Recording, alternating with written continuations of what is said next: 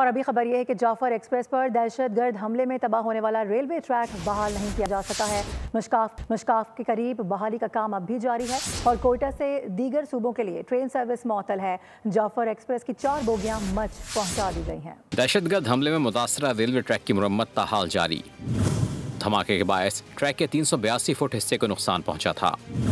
Jafar express पर होने वाले हमले के बाद ताहाल कोयटा से दीगर सूबों के लिए ट्रेन सर्विस मुअत्तल है। सिक्योरिटी क्लियरेंस के बाद चंद रोज में रेलवे सर्विस बहाल की जाएगी।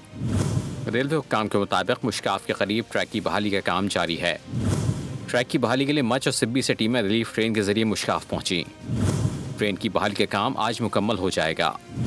रेलवे हुक्काम का कहना है कि ट्रेन के ट्रैक पर मौजूद ज़्यादातर बोगियों को मच पहुंचा दिया गया है, जबकि पटरी से उतरने वाली 4 बोगियों को आज ट्रेन के जरिए उठा लिया जाएगा। दहशतगर्दी का निशाना बनने वाली जाफर एक्सप्रेस के इंजन को सिब्बी पहुंचा दिया गया है।